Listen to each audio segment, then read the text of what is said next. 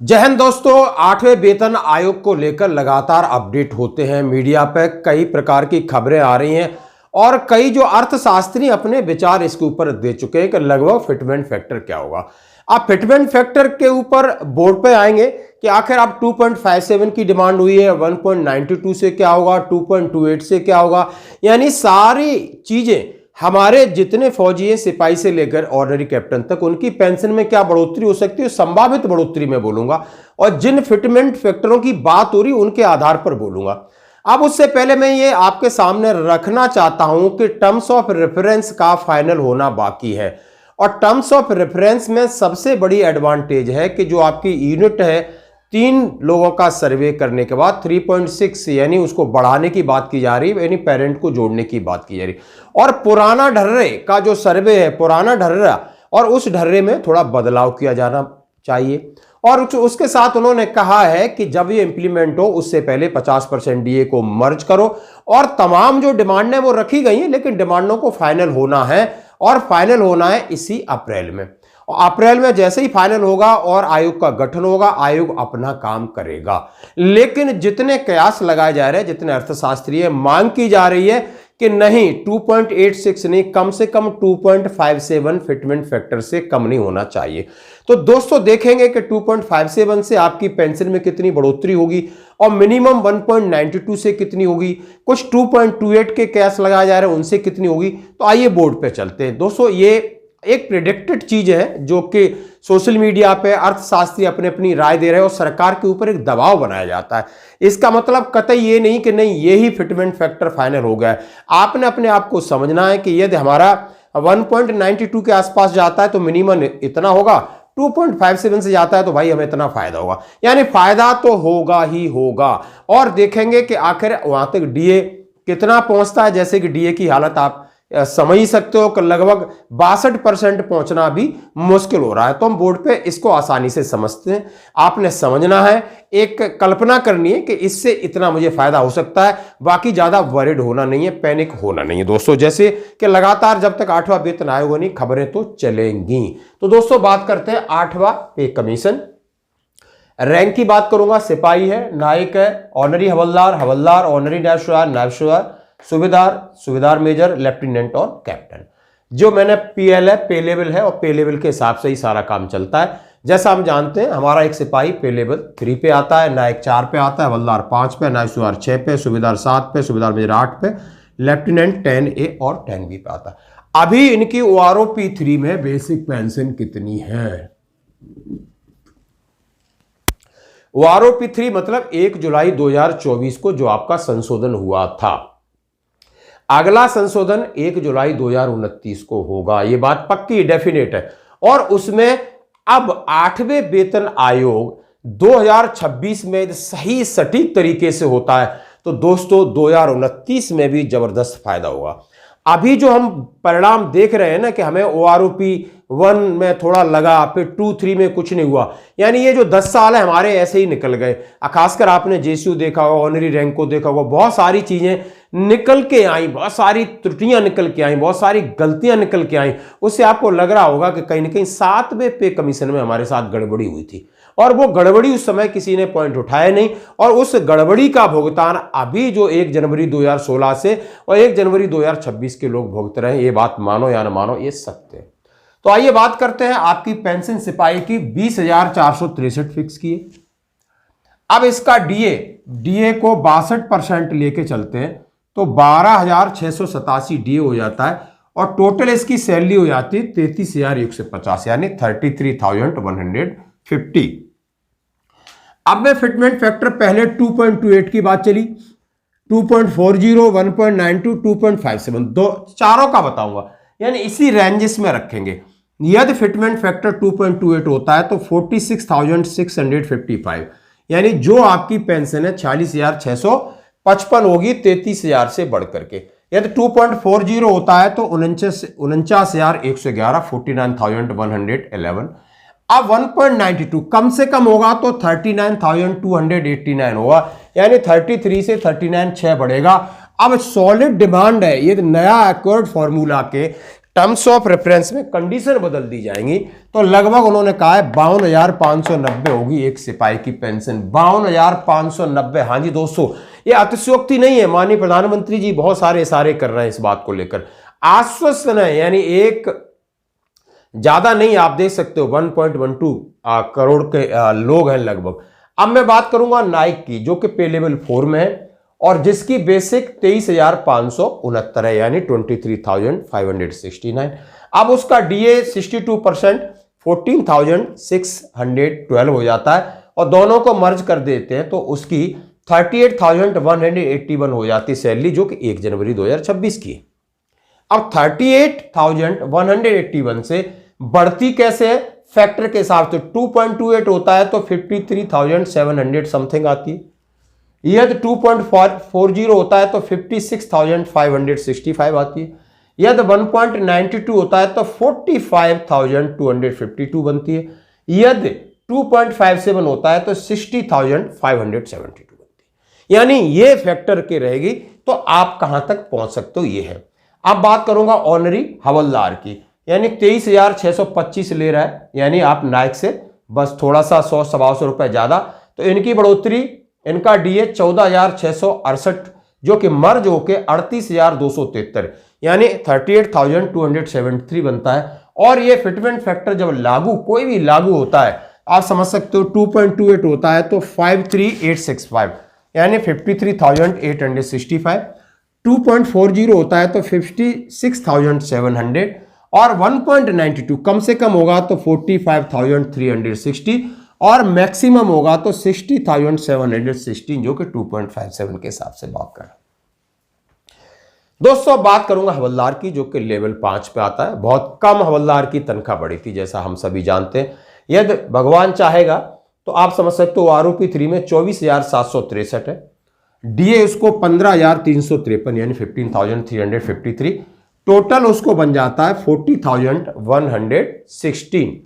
40,116 से बढ़ता है पहला 2.28 से तो 56,500 के आसपास, फिर 59,400 के आसपास, फिर कम से कम 47,545 के आसपास और मैक्सिमम 63,640 यानी 2.57 मिलता है तो 63,440 बनता है। तो दोस्तों ये कयास लगाया जा रहा है और यहीं आसपास फिटमेंट फैक्टर रहना है। आप ये समझिए 2 से नीचे नहीं जाएगा और कहीं ना कहीं फिटमेंट फैक्टर मुझे लग रहा है 2.25 28 इसके आसपास ज्यादा संभावना लग रही है, जैसा कि अभी जो हवा चल रही है इसके हिसाब से।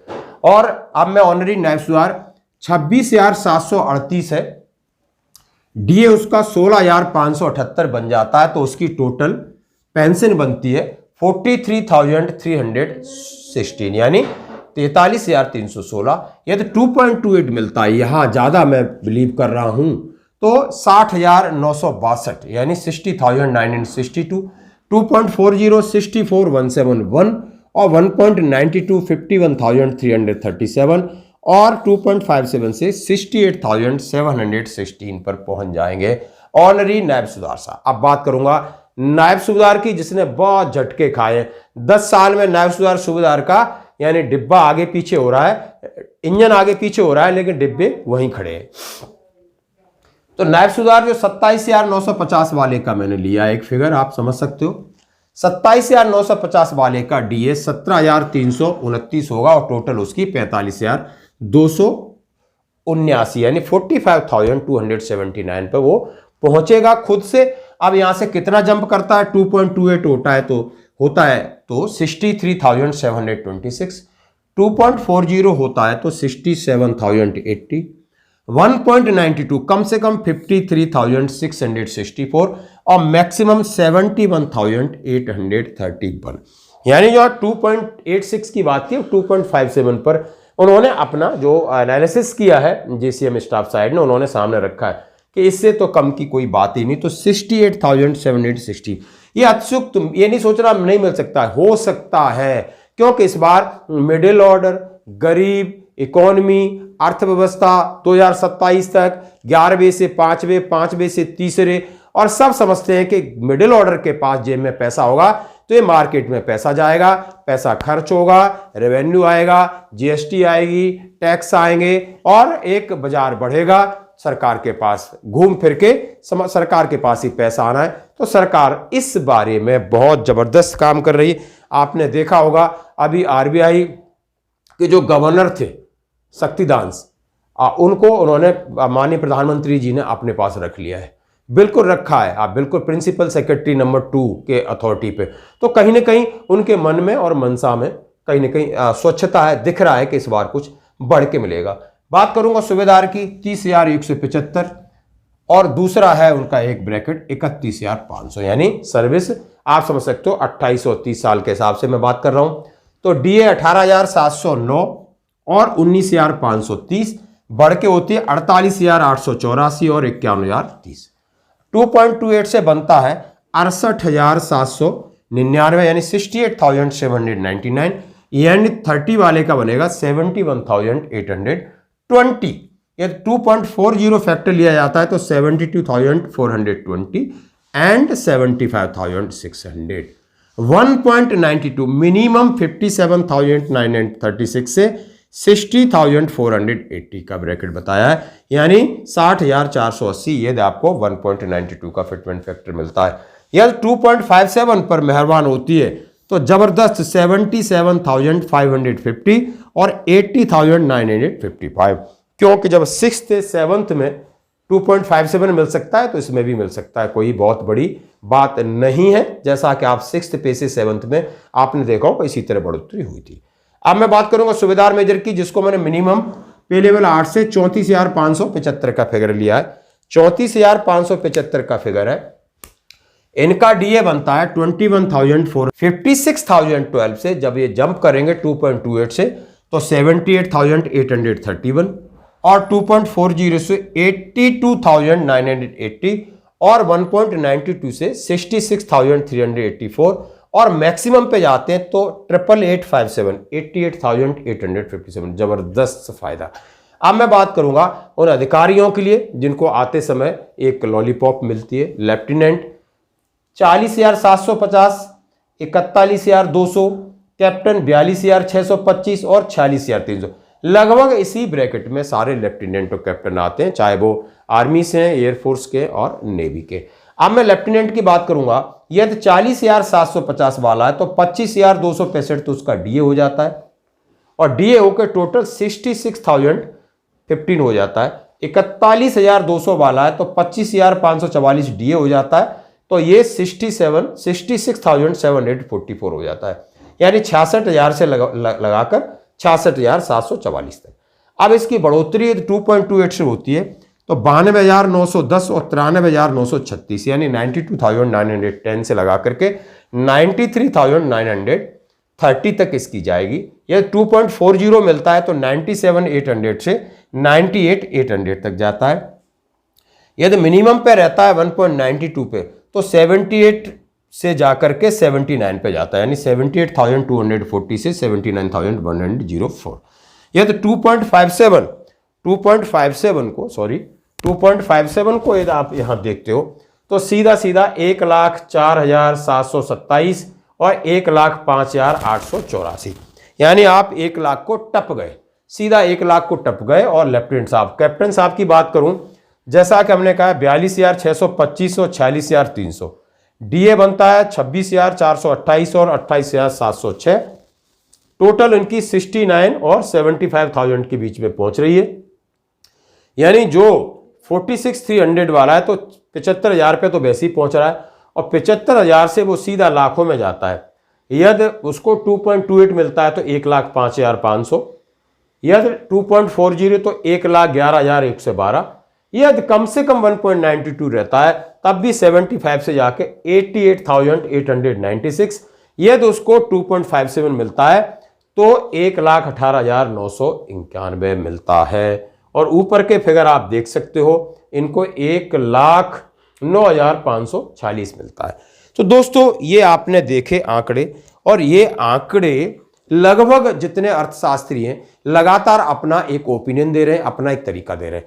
सबसे बड़ी बात है कि सरकार देगी या नहीं देगी, 3 चीजें हैं। सबसे पहले टर्म्स ऑफ रेफरेंस, दूसरा सर्वे और रिकमेंडेशन, तीसरा सरकार के ऊपर कितना बड़ा आर्थिक दबाव आएगा। सरकार उसको झेलने के लिए तैयार है, सरकार दोनों हाथों में स्वागत करेगी। सरकार समझ सकती है कि नहीं, इतने से काम चले, उतना हम दे सकते हैं, और दिल खोल के सरकार देगी दोस्तों। और इस बार ये बहुत बड़ी आपको खुशखबरी अपडेट मिलने वाली है, क्योंकि आगे चुनाव भी है, उत्तर प्रदेश का बड़ा चुनाव है, और 8वें वेतन आयोग का जैसे ही केंद्र अपनी अनुशंसा करता है, स्टेट गवर्नमेंट उसी हिसाब से अपनी रिकमेंडेशन करती है अपने कर्मचारियों के लिए। तो दोस्तों आप समझ सकते हो, देश को चलाने के लिए भले राजनेता हैं, लेकिन देश को जिनके राजनेता हैं या जो भी संविधान है सारा इंप्लीमेंट करना और सारी चीज़ों का क्रियान्वयन करना कर्मचारियों के हाथ में होता है, चाहे वो अधिकारी के रूप में हो, चाहे वो नीचे चपरासी के लगा करके आईएएस तक, ये सारे कर्मचारी हैं। और ये कहीं ना कहीं उनके लिए ये वेतन भत्तों में संशोधन की एक प्रक्रिया है जो हर 10 साल बाद होती है। तो इसमें फायदा होना लाजमी है, आप भरोसा रखिए। धन्यवाद।